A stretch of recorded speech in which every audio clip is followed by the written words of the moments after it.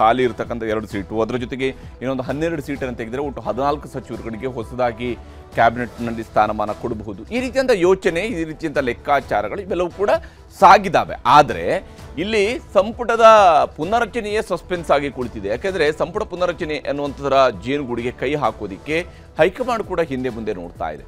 ಯಾಕೆಂದರೆ ಇದಕ್ಕೆ ಅನಿವಾರ್ಯ ಅಂತಿಮವಾಗಿ ಹೈಕಮಾಂಡ್ ಈ ಕೆಲಸವನ್ನು ಮಾಡಲೇಬೇಕಾಗುತ್ತೆ. ಯಾಕಂದರೆ ರಾಜಕೀಯದಲ್ಲಿ ಇದ್ದ ಮೇಲೆ ರಾಜಕೀಯದಲ್ಲಿ ರಿಸ್ಕ್ ತೆಗೆದುಕೊಳ್ಳುವಂಥದ್ದು ಭಾಳ ಮುಖ್ಯ. ಅದು ಯಾವುದೇ ಪಕ್ಷಗಳೇ ಆದರೂ ಕೂಡ ಸರಿ. ಆದರೆ ಕಾಂಗ್ರೆಸ್ಗೆ ಈ ಹಂತದಲ್ಲಿ ಬೇಕಾ ಬೇಡವಾ, ಈಗ ನಾವು ಸಂಪುಟ ಪುನರಚನೆ ಮಾಡಿದರೆ ಹೇಗೆ, ಈ ರೀತಿಯಾದಂತಹ ಯೋಚನೆಯೇ ಜಾಸ್ತಿ ಆದಂಗೆ ಕಾಣ್ತಾ ಇದೆ. ಸಂಪುಟ ಪುನರಚನೆ ಅನ್ನುವಂತಹ ಜೇನುಗೂಡಿಗೆ ಕೈ ಹಾಕೋದಕ್ಕೆ ಹೈಕಮಾಂಡ್ ಕೂಡ ಮುಂದಾಗ್ತಾ ಇಲ್ಲ. ಬಿಹಾರ ಫಲಿತಾಂಶದ ಎಫೆಕ್ಟು ಹಾಗೆಯೇ ಯಾವುದೇ ಪ್ರಯೋಗಕ್ಕೆ ಇದರಿಂದಾಗಿ ಮುಂದಾಗದೇ ಇರೋದಕ್ಕೆ ಹೈಕಮಾಂಡ್ ಯೋಚನೆ ಮಾಡ್ತಾ ಇದೆ. ಈ ಹಂತದಲ್ಲಿ ಬೇಕಾ, ಈಗ ಮತ್ತೆ ಯಾವುದೇ ದಿವಸ ಅವರು ಪುನರಚನೆ ಮಾಡಿದರೂ ಕೂಡ ರಾಜ್ಯದಲ್ಲಿ ಒಂದಿಷ್ಟು ಕಡೆಗಳಲ್ಲಿ ಟೈರ್ಗಳಿಗೆ ಬೆಂಕಿ ಹಚ್ಚೋದು, ಪ್ರತಿಭಟನೆ ನಡೆಸೋದು, ಪ್ರತಿಕೃತಿಗಳ ದಹನ ಮಾಡುವಂಥದ್ದು, ಪ್ರತಿಭಟನೆ ನಡೆಸುವಂಥದ್ದು ಇವೆಲ್ಲ ನಡೆಯುತ್ತೆ. ಇದು ಸರ್ಕಾರ ನಡೆಸೋರಿಗೆ ಗೊತ್ತಿರುವಂತಹ ವಿಚಾರ ಮತ್ತು ಇತ್ತೀಚಿನ ವರ್ಷಗಳಲ್ಲಿ ಇದು ವೆರಿ ಕಾಮನ್ ಅನ್ನುವಂಥದ್ದು ಆಗೋಗಿದೆ. ಹಾಗೊಂದು ವೇಳೆ ಈಗ ಅಂಥದ್ದೊಂದು ಗಲಾಟೆ, ಅಂಥದ್ದೊಂದು ಪ್ರತಿಭಟನೆ, ಅಂಥದ್ದೊಂದು ಆಕ್ಷೇಪ, ಅಂಥದ್ದೊಂದು ಬಹಿರಂಗ ಅಪಸ್ವರ ಇಂಥದ್ದು ಏನೇ ಬಂದರೂ ಕೂಡ ಅದನ್ನು ಕಾಂಗ್ರೆಸ್ ಹೈಕಮಾಂಡ್ ಈಗಿರ್ತಕ್ಕಂಥ ಪೊಸಿಷನಲ್ಲಿ ಬಹಳ ತಲೆ ಕೆಡಿಸ್ಕೊಂಡು ಯೋಚನೆ ಮಾಡಬೇಕಂತ ಸ್ಥಿತಿಯಲ್ಲಿ ಇದೆ.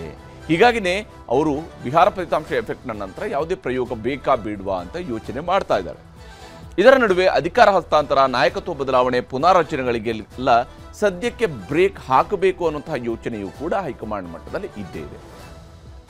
ಒಂದು ವೇಳೆ ಇವರು ನಾಯಕತ್ವ ಬದಲಾವಣೆ ಅನ್ನುವಂತಹ ವಿಚಾರಕ್ಕೆ ಬ್ರೇಕ್ ಹಾಕಿಲ್ಲ ಅಂತೇಳಿ ಆದರೆ ಮುಂದಿನ 2.5 ವರ್ಷ ಕಾಂಗ್ರೆಸ್ಗೆ ಬಹಳ ಕಷ್ಟದ ದಿನಗಳು ಆಗ್ತವೆ. ಮತ್ತು ಮುಂದಿನ 2.5 ವರ್ಷದ ನಂತರ ನಡಿಬೇಕಿರುವಂತಹ ಚುನಾವಣೆ ಕಾಂಗ್ರೆಸ್ನ ಪಾಲಿಗೆ ಬಹಳ ದೊಡ್ಡ ಕಬ್ಬಿಣದ ಕಡಲೆ ಆಗಬಹುದು.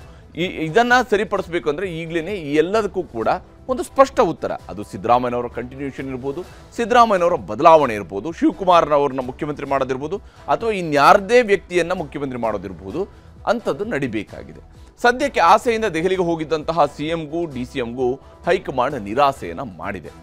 ಇಬ್ಬರು ಕೂಡ ತಮ್ಮ ಆಸೆಗಳನ್ನು, ತಮ್ಮ ಬಯಕೆಗಳನ್ನು 2.5 ವರ್ಷ ಅನ್ನುವಂಥದ್ದನ್ನು ಕ್ಯಾಲೆಂಡರ್ನಲ್ಲಿ ನೋಡಿಕೊಂಡು ಹೊರಟು ಹೋಗಿದ್ರು ದೆಹಲಿವರೆಗೆ. ಆದರೆ ಅದಕ್ಕೆ ಏನೂ ಬೆಲೆ ಸಿಕ್ಕಿಲ್ಲ. ರಾಹುಲ್ ಗಾಂಧಿ ಕಡೆಗೆ ಬೊಟ್ಟು ಮಾಡಿರುವಂತಹ AICC ಅಧ್ಯಕ್ಷ ಮಲ್ಲಿಕಾರ್ಜುನ ಖರ್ಗೆ ಅವರು ಓಕೆ ಸಂಪುಟ ಪುನರಚನೆ ಅಲ್ವಾ, ಆಯಿತು ರಾಹುಲ್ ಗಾಂಧಿ ಅವ್ರ ಜೊತೆ ಮಾತಾಡೋಣ, ಎಲ್ಲರ ಜೊತೆ ಕೂತ್ಕೊಂಡು ಮಾತಾಡೋಣ, ಕೇವಲ ನೀವೊಬ್ಬರೇ ಹೋಗಿ ರಾಹುಲ್ ಗಾಂಧಿ ಅವ್ರನ್ನ ಭೇಟಿಯಾಗೋದು, ನನ್ನನ್ನು ಭೇಟಿಯಾಗೋದು ಬೇಡ, ನಾನು ನೀವು ರಾಹುಲ್ ಗಾಂಧಿ ಅವರು ಎಲ್ಲ ಜೊತೆ ಕೂತ್ಕೊಂಡು ಮಾತಾಡೋಣ ಅನ್ನುವಂತಹ ಸೂತ್ರದ ಕಡೆಗೆ ಹೊರಟಿದ್ದಾರೆ ಮಲ್ಲಿಕಾರ್ಜುನ ಖರ್ಗೆ ಅವರು.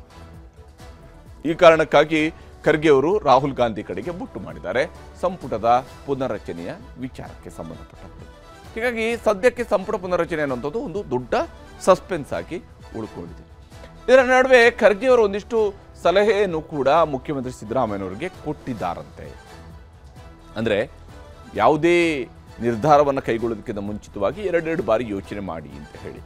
ಪಕ್ಷದ ಹಿತದೃಷ್ಟಿಯಿಂದ ಪುನರಚನೆ ಸದ್ಯಕ್ಕೆ ಬೇಡ, ಈಗಷ್ಟೇ ನಾವು ಸೋತಿದ್ದೀವಿ, ಅದು ಕನಸಲ್ಲೂ ಕೂಡ ಬಯಸದೇ ಇರತಕ್ಕಂತಹ ಸೋಲದು, ಅಂಥದ್ದೊಂದು ಸೋಲನ್ನು ಎದುರಿಸಿ ಆಗಿದೆ ಬಿಹಾರದಲ್ಲಿ. ಹೀಗಾಗಿ ಪಕ್ಷದ ಹಿತದೃಷ್ಟಿಯಿಂದ ಈ ಹಂತದಲ್ಲಿ ಪುನರಚನೆ ಬೇಡ, ಯಥಾಸ್ಥಿತಿ ಮುಂದುವರಿಸ್ಕೊಂಡು ಹೋದರೆ ಉತ್ತಮ. ಅಂದರೆ ಯಾರು ಮಂತ್ರಿ ಆಗಬೇಕು ಅಂತ ಆಸೆ ಇರ್ತಾರೋ ಅವರು ಅಟ್ಲೀಸ್ಟ್ ಕಾಯ್ತಾ ಆದರೂ ಕೂತಿರ್ತಾರೆ, ನನಗೆ ನಾಳೆ ಆಗ್ಬೋದು, ನಾಡಿದ್ದು ಬೆಳಿಗ್ಗೆನೇ ನಾನು ಪ್ರಮಾಣ ವಚನ ಸಿಕ್ಕಿರಿಸ್ಬೋದು, ಅಥವಾ ಅದರಿಂದ ಆಚೆ ನಾಡಿದ್ದು ನಾನು ಮಂತ್ರಿ ಆಗಬಹುದು ಅಂತೇಳಿ ಕನಸು ಕಾಣಬಹುದು. ಹಾಗಾಗಿ ಸದ್ಯಕ್ಕೆ ಅವರು ಅದೇ ರೀತಿಯಾದಂಥ ಕನಸಿನಲ್ಲಿ ಇರಲಿ, ಸದ್ಯಕ್ಕೆ ಅದೇ ಉತ್ತಮ ಅನ್ನುವಂತಹದ್ದು ಅವರ ಯೋಚನೆ, ಯಥಾಸ್ಥಿತಿ ಮುಂದುವರಿಸ್ಕೊಂಡು ಹೋಗೋದು. ಸಮಯ ಬಂದಾಗ ಎಲ್ಲರೂ ಕೂತು ಚರ್ಚೆ ಮಾಡೋಣ. ನಿಜಕ್ಕೂ ನಾವು ಕ್ಯಾಬಿನೆಟ್ ಪುನರಚನೆ ಮಾಡಬೇಕು ಅಂತೇಳಿ ಆದರೆ ಆಗ ನಾವು ಎಲ್ಲರೂ ಕೂಡ ಜೊತೆಗೆ ಕೂತ್ಕೊಂಡು ಚರ್ಚೆ ಮಾಡೋಣ, ನಂತರ ತೀರ್ಮಾನವನ್ನು ಕೈಗೊಳ್ಳೋಣ.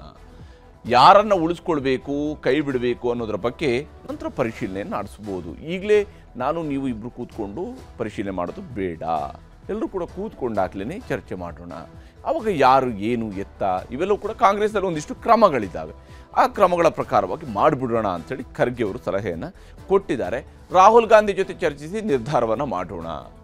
ಒಂದು ವೇಳೆ ನಾವು ಮಾಡಲೇಬೇಕು ಅಂತೇಳಿ ಆದರೂ ಕೂಡ ರಾಹುಲ್ ಗಾಂಧಿ ಅವರ ಜೊತೆಗೆ ಚರ್ಚಿಸೋಣ. ಲೋಕಸಭೆಯ ಪ್ರತಿಪಕ್ಷ ನಾಯಕರಿದ್ದಾರೆ, ಪಕ್ಷದ ವರಿಷ್ಠ ನಾಯಕ ಸದ್ಯಕ್ಕೆ ರಾಹುಲ್ ಗಾಂಧಿ ಆಗಿರೋದ್ರಿಂದಾಗಿ ಅವ್ರ ಜೊತೆಗೆ ಮಾತಾಡೋಣ, ನಂತರ ನಿರ್ಧಾರ ಮಾಡೋಣ ಅಂತೇಳಿ ಖರ್ಗೆ ಅವರು ಕೂಡ ಸಲಹೆ ಕೊಟ್ಟಿದ್ದಾರೆ.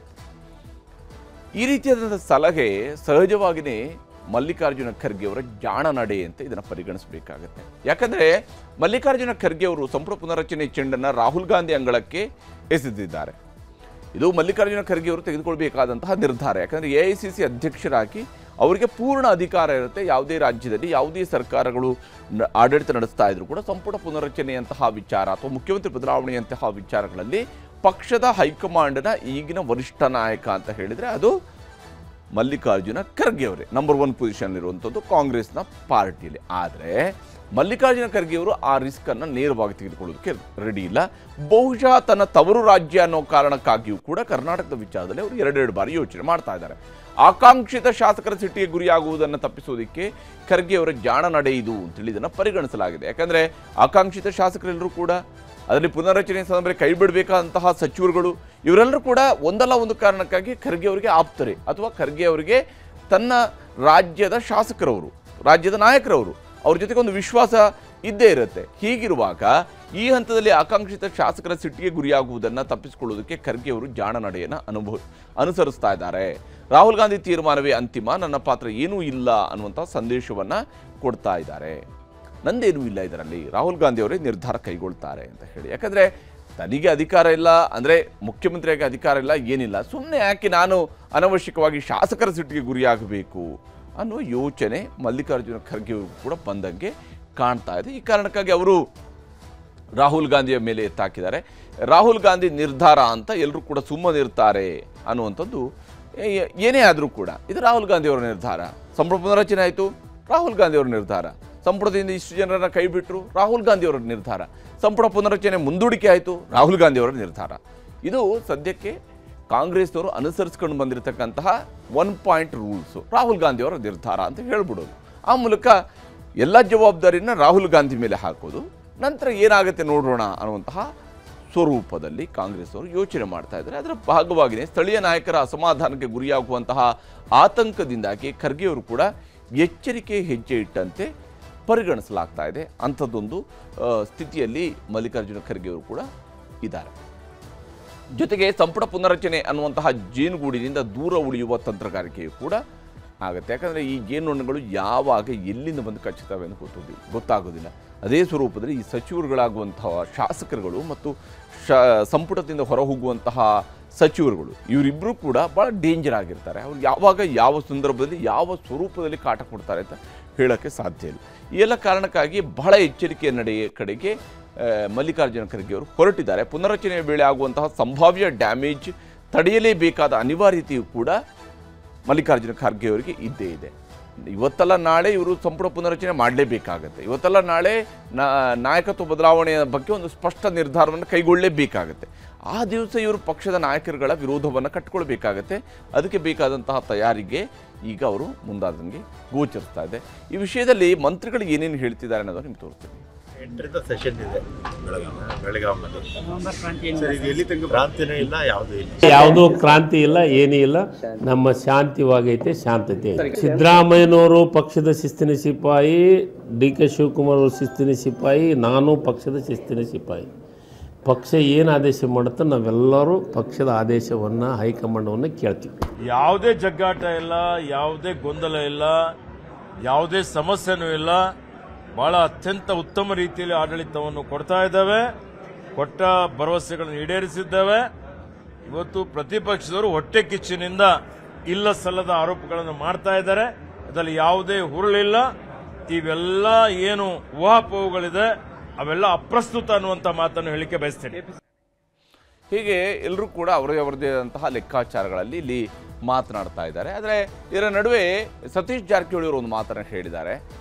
ನಾವು ಯಾರೂ ಕೂಡ PCC ಅಧ್ಯಕ್ಷ ಸ್ಥಾನವನ್ನು ಕೇಳಿಲ್ಲ, ಅವರೇ ಬಿಟ್ಕೊಡುವಂಥದ್ರ ಬಗ್ಗೆ ಮಾತನಾಡ್ತಾರೆ ಹೊರತು ನಾವೇನು ಕೂಡ ಕೇಳ್ತಾ ಇಲ್ಲ, ಮತ್ತು ನಾನು ವಿಶೇಷವಾಗಿ ಈ ಹಂತದಲ್ಲಿ ಕೇಳ್ತಿಲ್ಲ ಅಂತೇಳಿ ಸತೀಶ್ ಅವರು ಮಾತನಾಡಿದ್ದಾರೆ. ಶಿವಕುಮಾರ್ ಅವರು ಕೂಡ ದಿಲ್ಲಿ ಪ್ರವಾಸ ಮಾಡಿ ಬಂದಿದ್ದಾರೆ. ಅಲ್ಲಿ ಹೇಳಿದ್ದಾರೆ ಸರ್, ಏನಂತಂದರೆ ಅಧ್ಯಕ್ಷ ಸ್ಥಾನ ಬಿಟ್ಕೊಡಲ್ಲ KPCC. ನಾನು ಇನ್ನೂ ಫಿಟ್ ಆ್ಯಂಡ್ ಫೈನ್ ಇದ್ದೀನಿ. ಈಗ ಬಿಡ್ಲಿಕ್ಕೆ ಯಾರು ಹೇಳಿಲ್ಲ, ಯಾರು ಹೇಳಿದ್ದೇವೆ ನಾವೇಲೆ ಯಾರು ಹೇಳಿರಲ್ಲ, ಯಾರು ಹೇಳಿಲ್ಲ ಬಿಡಂತ ಯಾರು ಹೇಳಿಲ್ಲ. ಅವ್ರಿಗೆ ಅವರೇ ಇರ್ತಾರೆ, ಅವರೇ ಇರ್ತಾರೆ, ಅವರೇ ಇರಲಿ ಅಂತಾರೆ, ಅವರೇ ಇರ್ತಾರೆ, ಪ್ರಶ್ನೆ ಇಲ್ಲ. ನೀವು ಕೂಡ KPCC ಸ್ಥಾನದ ಅಧ್ಯಕ್ಷ ಸ್ಥಾನ ಆಕಾಂಕ್ಷಿ ಇರಲ್ಲ ಕೇಳಿ ಸದ್ಯಕ್ಕಿಲ್ಲ, ನೋಡೋಣ ಅವಕಾಶ ಬಂದಾಗ ನೋಡೋಣ. ಹೀಗೆ ಕಾಂಗ್ರೆಸ್ನಲ್ಲಿ ಅವರದೇ ಆದಂತಹ ಲೆಕ್ಕಾಚಾರದ ಮಾತುಗಳು ಸದ್ಯಕ್ಕೆ ಸಾಗ್ತಾ ಇದ್ದಾವೆ. ಎಲ್ರಿಗೂ ಕೂಡ ಇಲ್ಲಿ ಬದಲಾವಣೆ ಆಗುತ್ತೆ ಅಂತ ಕೆಲವರಿಗೆ ಅನ್ನಿಸ್ತಾ ಇದೆ, ಕೆಲವರಿಗೆ ಇಲ್ಲೆಲ್ಲ ಯಾವುದೇ ಬದಲಾವಣೆ ಇಲ್ಲ, ಯಥಾಸ್ಥಿತಿ ಮುಂದುವರಿಯುತ್ತೆ ಅನ್ನುವಂತಹ ವಿಶ್ವಾಸ ಇನ್ನು ಹಲವರಲ್ಲಿದೆ. ಮಂತ್ರಿಗಳಾಗಿರೋರಿಗೆ ಸದ್ಯಕ್ಕೆ ಯಾವ ಪುನರಚನೆಯೂ ಬೇಕಾಗಿಲ್ಲ, ಆದರೆ ಶಾಸಕರಿಗೆ ಆದಷ್ಟು ಬೇಗ ಪುನರಚನೆ ಆಗಬೇಕು, ಇನ್ನೊಬ್ಬರಿಗೆ ಆದಷ್ಟು ಬೇಗ ಮುಖ್ಯಮಂತ್ರಿ ಬದಲಾವಣೆ ಆಗಬೇಕು. ಈ ರೀತಿಯಾದಂಥ ಚರ್ಚೆಗಳು ಸದ್ಯಕ್ಕೆ ಕಾಂಗ್ರೆಸ್ನಲ್ಲಿ ಬಿಗಿಯಾಗಿ ಸಾಗ್ತಾ ಇರುತ್ತೆ. ಆದರೆ ಅಂತಿಮ ನಿರ್ಧಾರವನ್ನು ಕಾಂಗ್ರೆಸ್ ಹೈಕಮಾಂಡ್ ಹೇಗೆ ತೆಗೆದುಕೊಳ್ಳುತ್ತೆ ಅನ್ನೋಂಥದ್ದು ನೋಡಬೇಕಿದೆ.